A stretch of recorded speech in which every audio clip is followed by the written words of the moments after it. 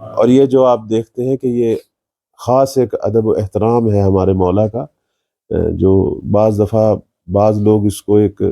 اعتراض کی شکل میں بھی پیش کرتے ہیں کہ یہ آپ کیا جمعہ کے خطبے میں، عید کے خطبے میں پیغمبر کا نام آ رہا ہے، باقی ائمہ کا نام آ رہا ہے، لیکن جب امام قائم کا نام آتا ہے تو سارے کھڑے ہو جاتے ہیں۔ تو یہ خاص احترام کیوں ہے؟ اس کی کیا دلیل ہے؟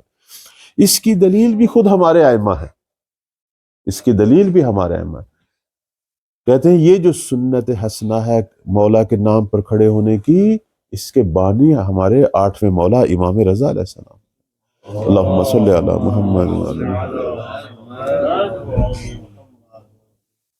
بلکہ یہ خاص انداز سے جو اپنا دایاں ہاتھ اپنے سر پہ رکھنا اور سر کو جھکانا اور احتراماً کھڑے ہونا، یہ ادب مہدی جو ہے یہ ہمیں امام رضا علیہ السلام نے سکھایا۔ کہتے ہیں وہ ایک شاعر تھا دیب الخزائی، جس نے وہ مشہور قصیدہ کہا تھا جب 8ویں مولا کے پاس آیا، اس نے قصیدے میں ایک بیت جو ہے، ایک شعر جو ہے وہ امام زمان علیہ السلام کے حوالے سے پڑھا، اور وہ شعر میں لکھ کے لایا ہوں۔ دیب الخزائی نے اس قصیدے کے اندر جب اس جملے پہ پہنچا کہ خروج امام لا محال خارج، بالاخر ایک امام ہے جس نے حتماً خروج کرنا ہے، یقوم علی اسم اللہ والبرکات،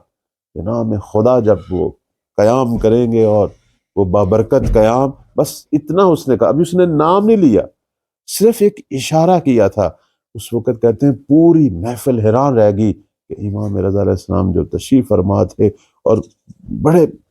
جو ہے وہ ایک لطف اندوز ہو رہے تھے اس کے قصیدے سے، جب اس نے یہ جملہ کہا میرے مولا فوراً اٹھ کھڑے ہوئے اور اپنا ہاتھ جو ہے سر پہ رکھا اور سر کو جھکایا اور بتایا کہ قائم کے حوالے سے جب بھی ذکر ہو تو ان کا احترام یہ ہے،